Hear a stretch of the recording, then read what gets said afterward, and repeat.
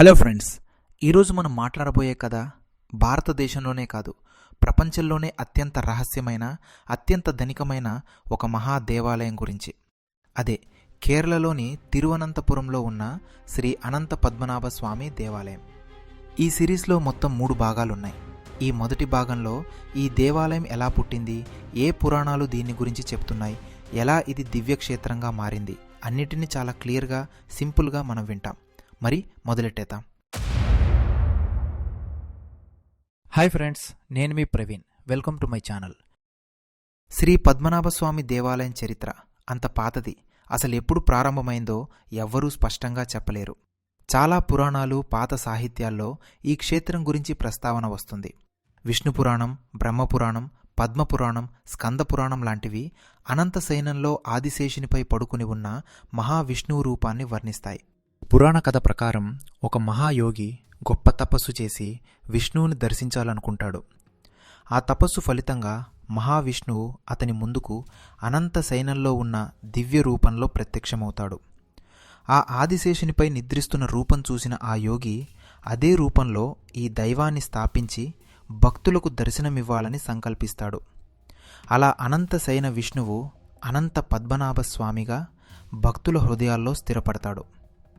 ఇంకో ఆసక్తికర విషయం ఏమిటంటే, కాసరగోడు దగ్గర అనంతపురం అనే చిన్న గ్రామం ఉంది.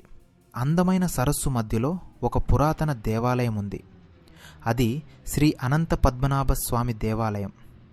చాలామంది భక్తులు ఇదే అసలు మూలక్షేత్రం, ఇక్కడి తేజమే తర్వాత దక్షిణ దిశగా వచ్చి ఇప్పటి తిరువనంతపురం పద్మనాభస్వామి దేవాలయంగా ఏర్పడిందని విశ్వసిస్తారు.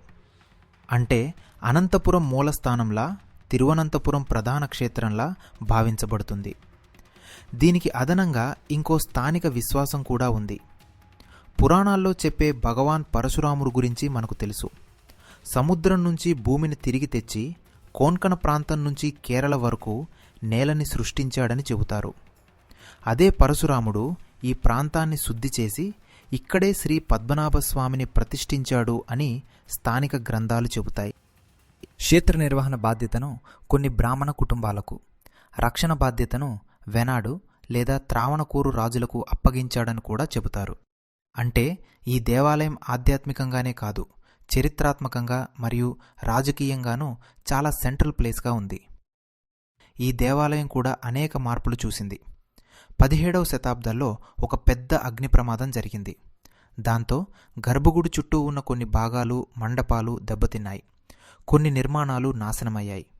ఆ తర్వాత త్రావణకూరు రాజుల్లో ఒక గొప్ప పేరు ముందుకు వస్తుంది, అనీజం తిరునాల్ మార్తాండవర్మ. ఈయనే దేవాలయానికి రెండో జన్మ ఇచ్చినవాడని చాలామంది భావిస్తారు.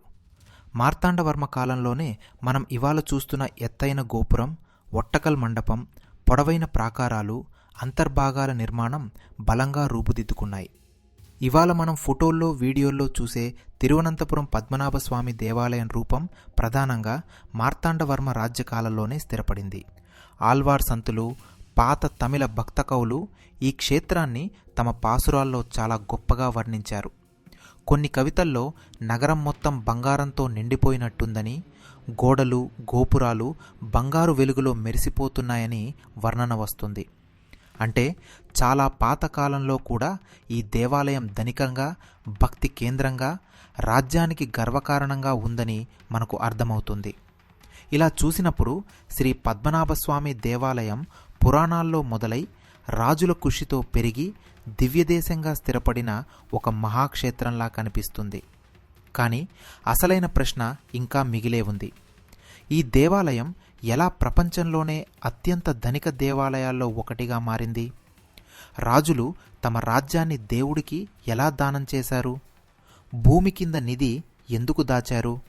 ఈ అన్ని ప్రశ్నలకి సమాధానం మన సిరీస్లోని రెండో భాగంలో ఉంటుంది. ఇక్కడితో మొదటి భాగాన్ని ముగిద్దాం. రెండో భాగంలో దేవాలయం ఎలా ధనికమైందో, వాల్ట్ల మిస్టరీ ఏంటో తెలుసుకుందాం.